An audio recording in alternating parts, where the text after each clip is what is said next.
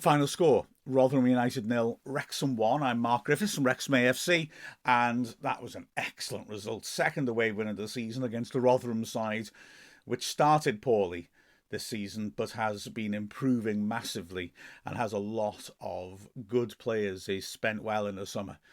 But that was an excellent outcome. Wrexham did well going forwards, dug deep and defended superbly when we had to. That's a great, great result.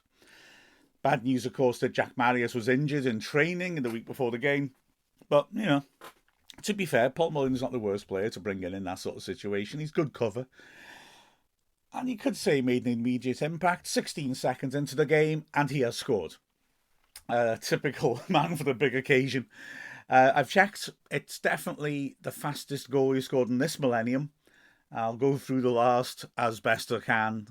It'll be tricky, to be honest, because an awful lot of goals won't be reported exactly what time they were scored in. But it'll be interesting to see just how it does compare with more recent early strikes.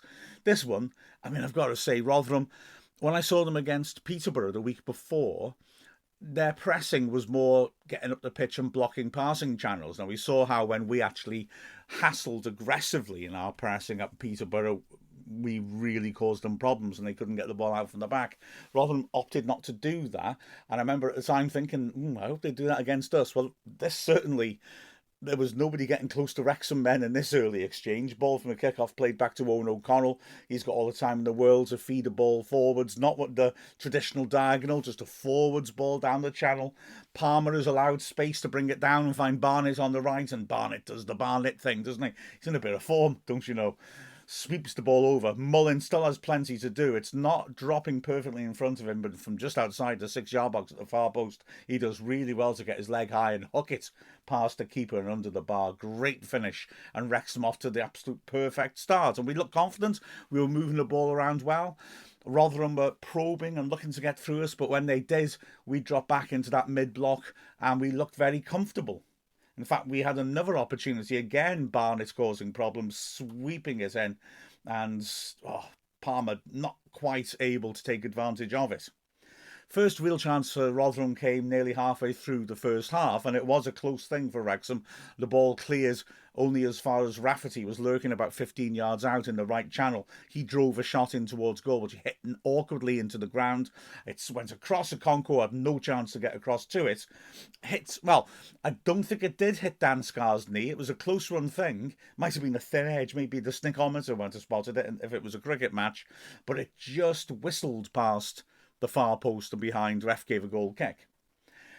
Andy Cannon, who was very energetic, went down hurt early on and really looked bad. Had a long spell of treatment, and Ollie Rathbone was ready to come on to replace him against his old club.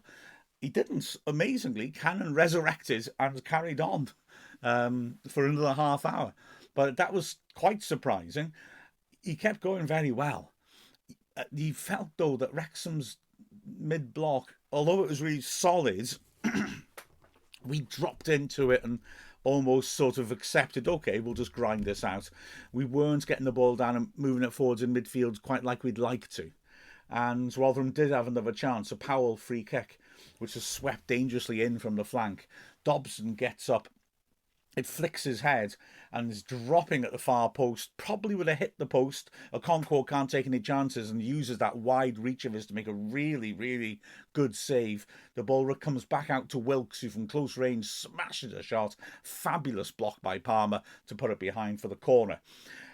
So Wrexham maybe, just inviting a bit too much pressure on ourselves, though the last chance of the half came to us from a Rotherham corner, admittedly. Dobson, this time very calm, bringing the ball down, feeding it out to the right-hand side. That's what you want to see. Players like Dobson on the ball when we're under pressure in our half, who are calm enough to get their head up and play the pass. Barnett goes on a fantastic run. Nobody can keep up with him, so it ends up being Barnett against 5 defenders. He waits for support, but then goes round the outside and delivers his cross in towards the box. It's into a lovely area. Palmer can't get to it, and he claims he's been fouled in the box. I don't really think so, to be honest. He's trying to run in, can't get there, and runs into the centre-back. But having said that, the centre-back had his back to the goal, looking at Palmer rather than where the ball was going, so I could see some logic in it, but really, he'd be very lucky to get a penalty for that. I rather suspect that Phil Parkinson at half-time had told his team that we need to not be retreating into the mid-block as much, because we came out on the front foot, and the Wrexham fans, nearly 2,500 filling the away end, I mean, were superb throughout the game, but in the second half really played their part. Whether it was because they liked what they saw at the start of the second half, or whether it's just they didn't like what they saw in the first half in terms of how we retreated quite a lot and accepted pressure on ourselves, I don't know. But the noise they were making throughout the second half from the start was superb, and Wrexham's breakaway and swift use of the ball really played in well with that vociferous support. We had an opportunity when a great ball by Mullin over to the right-hand side sent Barnett away. He fed Cannon into the box. Probably should have pulled it back. Two players unmarked at the far post, Prince, and he drove in a shot which was well blocked at the near post by Dawson. Then it was Palmer with a great take of the ball, dropping awkwardly in a crowd, bringing it down, running to the edge of the box where he was fouled. Wrexham was screaming for a penalty. It was just as a brilliant decision. The ref gets it right, free kick. It was marginally outside the box. A real lucky escape for Rotherham. And Wrexham threatened from the free kick. O'Connor drives it in over the wall, but the keeper's able to hold on to it. Rotherham start to build up a head of steam and start to create some chances. A good ball down the right-hand side finds Wilkes, who does well to spin O'Connor, but drives a shot which is deflected into the side netting. Really, again, should have pulled it back. There were players arriving in the box.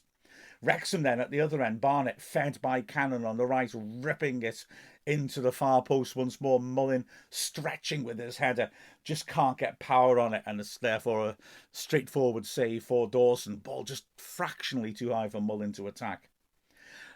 Rotherham make changes that impact the game. The players who were starting in the attacking four, who are good players, by the way, didn't really make much of an impact. So they switch things around. They bring Holmes on at the right and Hungbo on the left, and they do make an impact. They're both aggressive. They both like to run at people and take shots, and they liven Rotherham up, and they stir themselves up to the point where they're able to have a big finish. Holmes bursting down the right-hand side, finding Wilkes.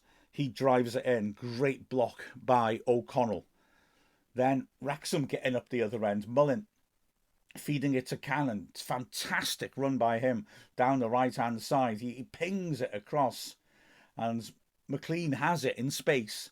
He, again, really should pull it back. Lee's totally unmarked on the edge of the area.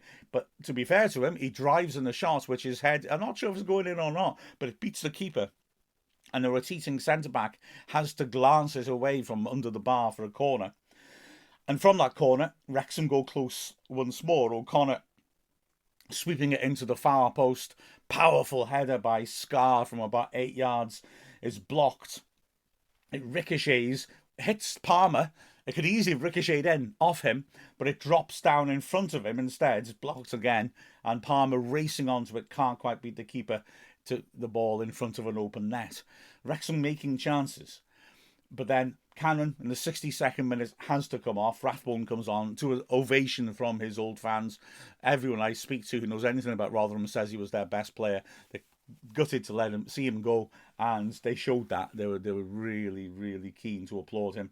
Fletcher comes on for Palmer in the 70th minute as well. The game's starting to turn more towards Rotherham's way. Like I said, they're now getting that head of steam going up the other end. They get a chance of a quarter of an hour left. Holmes on the edge of the box after a corner's been cleared to him with a mishit shot, which is blocked. It spins wide and is pulled back in from the right-hand side.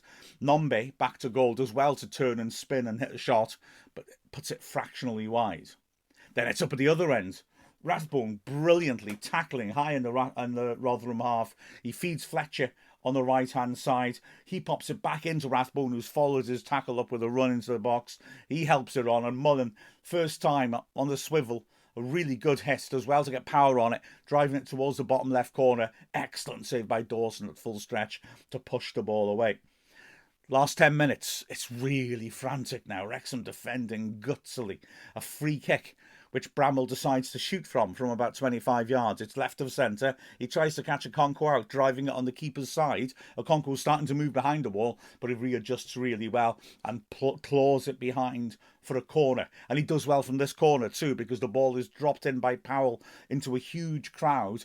And Okonkwo does well twice to come into the crowd, stretch over people and get the ball punched clear. Can't get much distance on the punches because there's so many people in front of him, but he gets good firm contacts, gets it clear, and in the end Wrexham are able to clear the ball safely. Then, again, Wrexham on the break. Lee with a fantastic run down the left channel, getting into the box, pulls the ball across the face of goal. Fletcher's and marks at the far post. It's just behind him and he can't reach it. Wrexham put it back into the threatening area again. Rathbone hits a shot from inside the box, which he slices and it's blocked. It comes back out. O'Connor tries a long-range shot and really gets hold of it, but that's really well blocked as well. So again, everyone was saying after the game how nervous they were from a Wrexham perspective, but we're not conceding that many chances, and we are looking more dangerous up at the other end. There's another chance with 2 minutes to go, where the ball is fed in after a long spell of pressure after a Wrexham break. Rathbone feeds it in. Fletcher spins brilliantly around the penalty spot, but McCarter's equally well to lunge across and get the block in.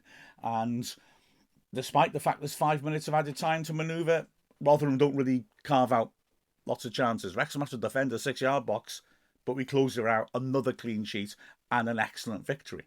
Looking at the performances, well, firstly, Arthur Okonkwo, excellent. He's made one really good save, and he's been good in the air. It was, again, another day where Arthur's shown his quality. The 3 centre-backs were superb. On balance, well, there are a few contenders. I think I made O'Connor man of the match because he made a lot of important interventions in the box, brought the ball forwards well too. Some of his passing was good and actually got into some good high positions in terms of shooting too. But I liked the way that O'Connor was dealing with things in the air, made some well-judged challenges in the box. Scar is class, isn't he? Scar's very, very good. He's so dominant. He could easily have scored with that header from the corner as well. And O'Connell as well. Yeah, I think his best position's in the middle of the three because, again, he defends that 6-yard box so well. But he's good on the right-hand side too and very, very reliable. The 2 wing-backs, Barnett excellent again. Caused all sorts of problems. In the second half, he did a proper Elastica Ronaldinho style, like swinging it from one foot to the other. Oh, it was amazing. He's so confident on that ball now. He just wants to bamboozle fullbacks. It's old-fashioned, how you imagine in the 50s wingers played. There's lots of shifting of the feet and feinting and dropping the shoulder. Oh, he must be a nightmare to mark. And he, again, put in good crosses and set up the goal. On the other side, McLean again. Suits this sort of game, rolling his sleeves up and defending robustly, driving up the pitch all the time. This sort of physical, aggressive match suits him down to the ground. Good performance by him. In the centre of midfield, Dobson, very high quality again. His use of the ball, intelligence. I think he's probably profited from having this little break. And like I said, he had a couple of good probing passes coming in. But his reading of the game and snuffing out danger and his ability to be calm when we're under pressure and try and look for a pass to end that pressure is invaluable for us. On the right-hand side of midfield was Andy Cannon, as always, a little dynamo chairing around and making a nuisance of himself. He took some heavy blows before he finally had to come off. Some more good combination play with Barnett as well. They combined so well. And on the left-hand side, Elliot Lee, very quiet in the first half. But again, you can rely on Lee to do the good work in front of the left-sided centre-back and cover when necessary for McLean. And he did that well. In the second half, he had a couple of moments, that great run he has, which he couldn't quite find Fletcher. Good, strong, solid midfield, box-to-box midfielders performance from him.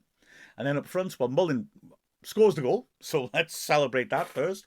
And looked sharp. He didn't get a huge amount of great service in the danger area, but he was a nuisance for the defenders. He was pinning them all the time. When we got to the latter stages, he looked utterly exhausted, as you would quite imagine. I mean, the guy has really, he's been out for a while. He's had no pre-season. He stayed on for the full 90, though.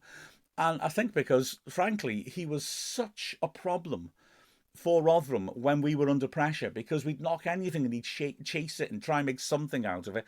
We'd knock another long clearance and he doesn't get to it, but he battles with the centre-backs. He holds them up, stops them from getting it forwards.